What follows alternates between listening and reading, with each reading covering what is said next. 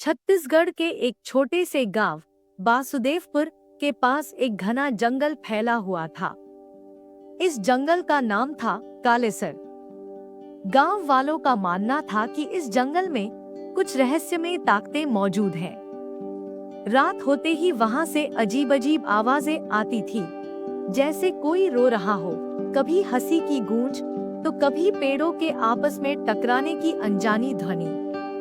गांव के बच्चे उस जंगल के नाम से ही डरते थे और बड़े लोग वहां जाने से सख्त मना करते थे। पर एक लड़का था, अनिकेत, 16 साल का, तेज दिमाग वाला और बहुत जिज्ञासु। उसे डर नहीं लगता था, बल्कि ऐसे रहस्यों की उसे तलाश रहती थी। सालों पहले कालेसर जंगल में एक साधु तपस्या किया करता था। कहते हैं उसने ऐसी सिद्धियां प्राप्त की थी जिससे वह समय को नियंत्रित कर सकता था। लेकिन एक दिन वह अचानक गायब हो गया। बस तभी से जंगल रहस्यमय बन गया। अनिकेत को इस कहानी में गहरी दिलचस्पी हुई। उसने ठान लिया कि वह इस रहस्य की सच्चाई जानकर रहेगा। उसने अपने सबसे अच्छे दोस्त राघव को साथ चलने के लिए मनाया। राघव डरपोक था, लेकिन दोस्ती की खातिर वह तैयार हो गया। दोनों एक शनिवार की सुबह टॉर्च, पानी और कुछ खाने का सामान लेकर जंगल की ओर चल पड़े। शुरुआत में सब सामान्य लग रहा था, चिड़ियों की चहचहाहट, सूरज की रोशनी और हल्की हल्की हवा। लेकिन जैसे जैसे वे अंदर गए, रोशनी कम होने लगी। पेड़ इतने घने थे कि सूरज की किरणें भी मुश्किल से जमीन तक पहुंचती थी। अचानक उन्हें एक पुराना सा मंदिर दिखाई दिया, जो काई से ढका हुआ था। उस पर लिखा था, काल के द्वार पर सावधान रहना। अनिकेत ने आगे बढ़ते हुए मंदिर का दरवाजा खोला। भीतर एक चक्र बना हुआ था, जिसमें कुछ अजीब से निशान थे, जैसे कोई भाषा हो जो समय के परे हो। तभी मंदिर के बीच में रखे एक पत्थर से एक तेज नीली रोशनी निकली और दोनों बेहोश हो गए।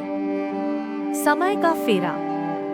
जब अनिकेत और राघव की आंख खुली, तो वे उसी जंगल में थे, लेकिन सब कुछ बदला बदला सा था।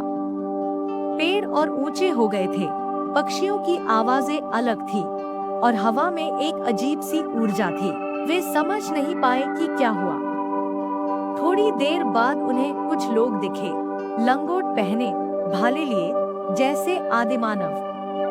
वे डरकर भागे, लेकिन तभी एक बूढ़ा आदमी उनके पास आया और बोला, तुम कालाद्वार पार कर चुके हो।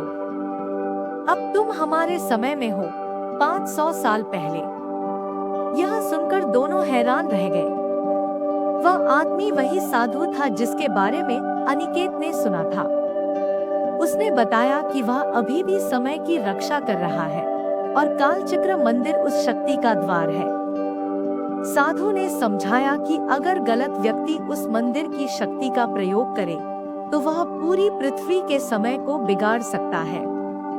इसलिए वह सदियों से उस द्वार की रक्षा कर रहा है। लेकिन अब समय आ गया था कि कोई और उसकी जगह ले। साधु ने अनिकेत की आंखों में देखा और बोला, तू बुद्धिमान है, साहसी है और सच्चाई की खोज में आया है।